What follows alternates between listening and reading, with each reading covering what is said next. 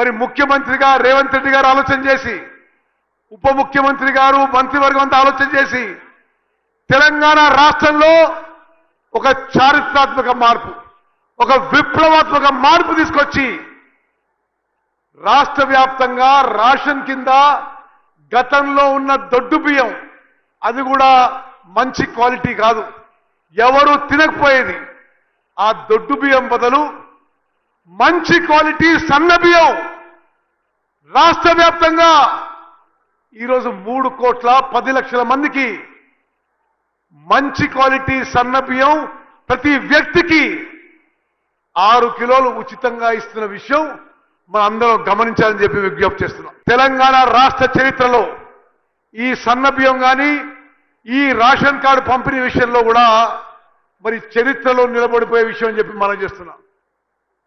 ఎంత గొప్ప సంక్షేమ పథకం అంటే 80% జనాభాకి 80% జనాభాకి కడుపు నిండా అన్నం పెట్టే పథకం, ఇంతకంటే గొప్ప పథకం మరొకటి ఉండదు. తెలంగాణలో 80% జనాభాకి ప్రతి నెల 6 కిలోలు మంచి క్వాలిటీ సన్న బియ్యం మన కాంగ్రెస్ ప్రభుత్వం ఇస్తున్న విషయం కూడా నేను మరోమారు మనం చేస్తున్నాం.